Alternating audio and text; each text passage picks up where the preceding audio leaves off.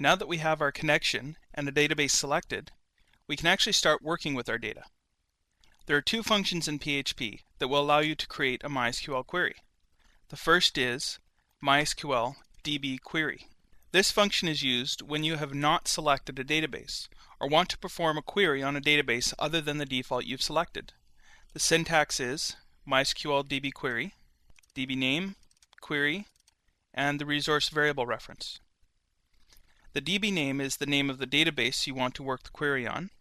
The query is the select, update, drop, delete, insert, or whatever query that you're going to run. And the resource variable is the variable that we use to connect to the MySQL, as I explained in the first movie of this chapter. Like the MySQL connect function, this function also returns a resource, not the actual data. So we need to put that resource link into a variable. I tend to use the variable res, short for result.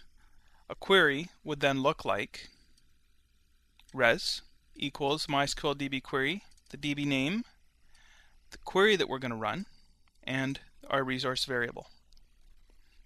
This query in particular would select all of the columns from the customer info table in the database rwphpp, where the order ID column is equal to 1.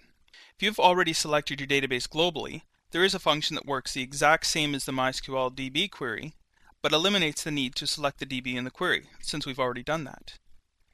This is the function that you will use most of the time as well. MySQL query, query, resource link. The query is, again, the query that you want to execute on the database that you previously selected, and the resource link is the variable name our connection is held in. So a query would look like res, MySQL query,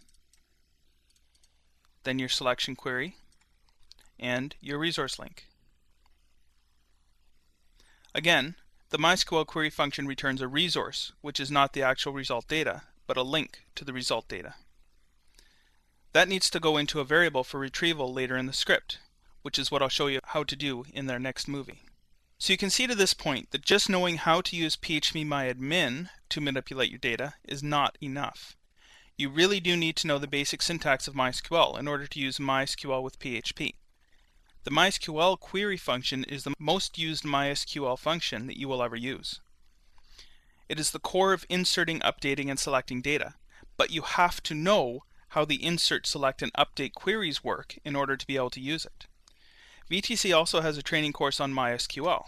I suggest very strongly that you consider viewing that video as well, as it will assist you in using MySQL in PHP as well.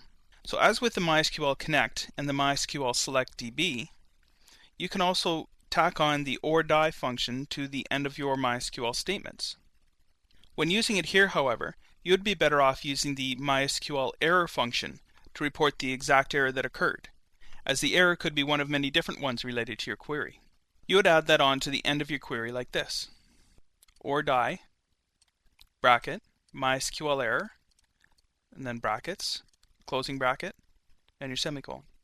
That will return the error text from the last MySQL function that was executed.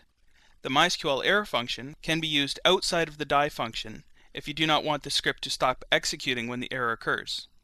Though I find when I'm debugging that this is the most useful place to use the MySQL error function.